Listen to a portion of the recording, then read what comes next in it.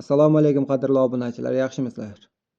YouTube darslari mavzusida bugun sizlar bilan YouTube'da pul topish yo'llarini ko'rib o'tamiz.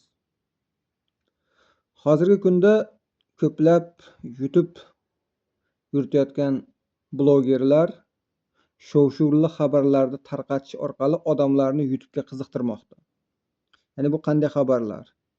Bu bir kunda, bir haftada yoki 15 kunda YouTube'ni monetizatsiyaga ulash videolari. Ya'ni bu qanday bo'ladi?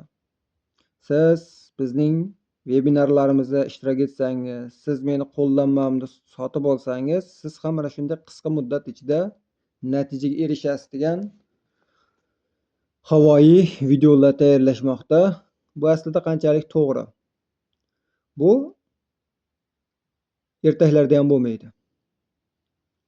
Sababi hech qachon bir hafta ichida yoki bir oy ichida monetizatsiyaga ulashning imkoni mavjud emas.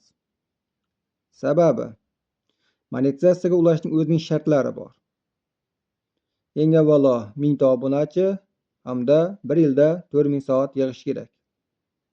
Agar siz shorts yo'nalishida ijod qilsangiz 1000 ta obunachi va 90 kun ichida 10 million ko'rishni yig'a olishingiz shart. Endi tasavvur qiling. Bugungi kunda odamlar video ko'radigan bo'lsa, uzun videolar ko'radigan bo'lsa, 1 yoki 2 daqiqali video ko'rishadi. Sizning videolaringiz 5 minut, 6 minut bo'ladigan bo'lsa, uzog'i 1 daqiqagacha ko'rishi mumkin odam sabri bilan. Yoki shorts video qo'yadigan bo'lsangiz, 5 sekundli, 10 sekundli shorts videolar qo'yadigan bo'lsangiz, endi tasavvur qiling 90 kun ichida 10 million prosmotr yig'ish. Men o'zim ham YouTube'da 4 yildan beri faoliyat yuritaman. Yani YouTube'da Kulguz kanalim mavjud. Kanalim amerikanskiy bo'lsa-da, lekin o'zim o'zbek kontent yarataman. Yana bugungi kunda 15 mingdan ortiq obunachiga egaman. Va mana shu 1 yildan beri mana shu yo'nalishda ijod qilib kelyapman. Avvalgi 3 yillik davomida game, ya'ni o'yin yo'nalishida ijod qilgan edim. Bu o'zini oqlamadi. Chunki 3 yil umrni behuda sarfladim. Chunki aytilgan soatni ham yig'a olmadim, aytilgan obunachini ham yig'ib bo'lmadi. Shundan so'ng darhol o'zgartirdim kanalni va mana shu Kulguz kanaliga o'zgartirgandan keyin mana 1 yil bo'ldi. Obunachilar ham tez ko'tarildi va bugungi kunda ham videolar ko'rilishi zo'r ketmoqda. Va mana shu 1 yil ichida men hali 10 million soatni yig'ishga ulgurganim yo'q shorts videolar orqali. Xo'p, endi bu bilan nima demoqchiman? Mana shu blogerlarning shov-shuv ko'tarishiga sabab mana shu qo'llanmalarni sotish. Ya'ni shu orqali ular pul topadi. Aslida bu qo'llanmalarni sotib olish shart emas. Chunki YouTube'da hech qanaqa sir mavjud emas. YouTube'ni o'rganadigan odam mustaqil o'rganishi mumkin. YouTube'da yashirilgan sir yoki sehrli soatlar mavjud emas. Masalan, amerikanskiy kanal yuritsangiz, mana shu yo'nalishda ijod qilsangiz va mana shu soatlarda video qo'ysangiz prosmotr oladi. Bu bo'lmagan narsa. Ya'ni bu katta ahamiyat kasb etmaydi. Demak, siz chiqarayotgan videolar odamlarga manzur bo'lsa, demak o'z-o'zidan qaysi soatda qo'yishingizdan qat'iy nazar prosmotr olaveradi. Va muntazam ravishda qo'yib borish kerak. Xo'p, endi o'zbek YouTube'lar uchun pul to'laydimi YouTube degan narsa bor. YouTube pul to'laydi. O'zbek kontenti uchun ham, ya'ni o'zbek YouTube'lar uchun ham. Sababi 2021-yildan boshlab bizga ham YouTube ochildi. Shaxsan daromad manbai sifatida. Ya'ni YouTube'da o'zbek auditoriyasi uchun kam miqdorda pul to'laydi. Masalan, uzun videolar uchun amerikanskiy kanalda 1000 ta ko'rish uchun o'sha $10 gacha, $20 to'lasa, bizda o'sha 1 yoki 3 dollar atrofida bo'ladi.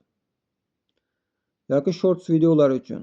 Shorts videolar uchun ham demak o'sha 25-30 atrofida to'lansa, demak katta, ko'proq ko'rilgan videolar uchun 100 mingta ko'rilgan uchun bizda esa kamroq to'laydi. Sent hisobida to'laydi.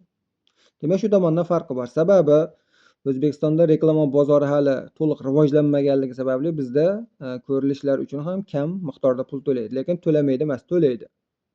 Hop, endi monetizatsiyaga qarab o'tirishning keragi yo'q hozirgi zamonda. Sababi siz kanal ochib yuritganingizdan so'ng o'sha 1000 ta obunachiga ega bo'ldingizmi, demak, odamlar uchun kontentli bo'lgan reklamalarni ham chiqarishingiz mumkin.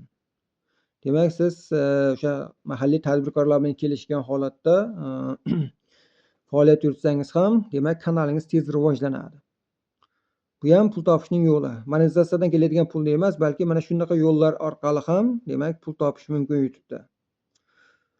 Faqat monetizatsiyaga qarab o'tiradigan bo'lsangiz, demak, bu natijaga siz 1 yilda erishishingiz mumkin. Balki boring yana 2 oyda erishishingiz mumkin. Lekin 1000 ta obunachini osonlikcha yig'ib ola olmaysiz. Hech qachon bir haftaning ichida 1000 ta obunachi kelmaydi hech qaysi videoga.